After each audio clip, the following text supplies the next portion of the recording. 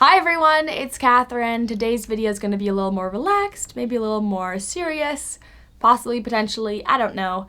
But if you aren't following me on other social media, which is totally fine, they're down in the description box if you want to. But on my social media, I announced that I was celebrating my 20th birthday this past weekend.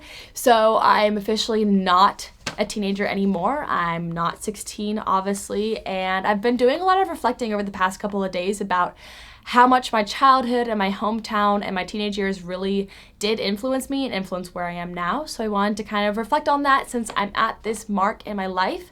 And I did see Brooke Michio do this video. She's absolutely killing it at college. She's definitely figuring it all out. After seeing her do her own letter, I wanted to write one to myself, so I did. It's right here. I printed it out for you all. I even folded it, stapled it, you know, high achieving right here, but I'm gonna go ahead and read this. Here we go. Dear 16-year-old Catherine, I wish you had acknowledged how much privilege you have in your life. You've been endowed with an incredible upbringing. Everything you complained about is embarrassing for me now. You've grown up in the heart of Silicon Valley to two parents who have worked tirelessly to provide you with food, a car, gas money, the technology you needed, music lessons, and enough tuition to send you to college. Not just any college, the one that's perfect for you. But you don't know that yet. You're still romanticizing Duke, which is fine because they do have a lemur conservatory and you are still obsessed with monkeys. But what you don't know is that the school which hasn't always been your dream school becomes the best decision you have ever made. And I say that firmly. In any case, you had everything you needed when you were 16. You complained about how old and ugly your car looked when you were given it for free, including insurance. You begrudgingly biked to your music lessons and to your doctor's appointments alone when you should have been grateful that your mom encouraged you to do these things independently in the first place. That is at the heart of the person you are today. Whether or not you know you're privileged, you know you're smart. Or at least you know you excel academically. I think at this point you've learned that being intelligent is separate from being a straight A student, but either way, you do have a 4.0. You know exactly how to approach every class to do well, and how to win every teacher's approval and admiration. You think you're impervious to an impossible class, but I'm here to tell you that you will be challenged at some point, and that some point is college. You will start to doubt your academic prowess, and it's disheartening, but ultimately necessary, I think. Maybe my 24-year-old self will be back to tell us if the academic difficulty of college classes was actually fruitful, but at any rate, I'm so glad you've always valued your education and put as much effort in as possible. It opened up a world of opportunities that were so numerous, it overwhelmed you. But I also want to thank you for being shy about it. You're in an environment that glorifies academic achievement, being busy, doing more than any 16-year-old has ever done before. You see friends interning at research labs, creating their own companies, doing things they don't care about just for the college app. But you're ridiculously busy for a different reason. You are doing things you genuinely care about. You don't know if they'll look good on a college app. You kind of do. But you give them your all. You at 16 make the hardest decision of your high school career. And yes, it's one that reflects the level of privilege you do have. You decide to quit the basketball team, a goal you've worked towards for twice as long as you've been fangirling over Joseph Gordon-Levitt. Basketball didn't understand you. Your teammates did, but the institution itself didn't. You recognize that your musical involvement allowed flexibility, but athletics did not. And I can confidently say you definitely chose correctly. Musicians become the most encouraging support network for you. Their wit and intellect is unparalleled, and their sense of humor is exactly where you're at.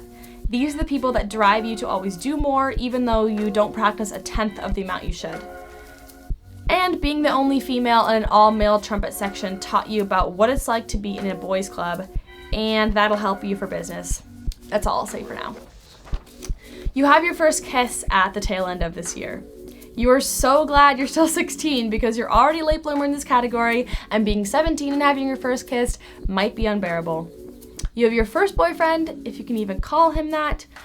You cry about him for 2 days after you break up, and you never interact with him again. Ruthless. You are so picky about boys, and you do friend zone a few, and that's the best part about you. You have high standards, and you didn't let them drop because you are with someone now and now is you at 20, that is out of your league by a long shot. At 16, you are self-conscious about the number of boys you've been involved with, but I am glad you limited yourself to some extent since then. You have awkward and embarrassing interactions that you regret now since you're with the love of your life. Keep being selective and know that no one in high school will ever consider you based on your relationships after that. No one cares now in college. And finally, you have an insane amount of self-confidence. Your self-esteem is crazy. You've been so lucky to never have dealt with mental health, and this is in part because of the people you surround yourself with. You develop your sense of humor and outlook with your high school friends, and they remain the closest friends you have to this day. The place you grew up is the place you found yourself and found your strength. You are praised a fair amount, but you also know that there's no reason to be insecure. I wish I could say I'm still at that level of self-esteem. I kind of wish you had written a letter at 16 to your 20-year-old self to explain exactly why you were that effortlessly confident.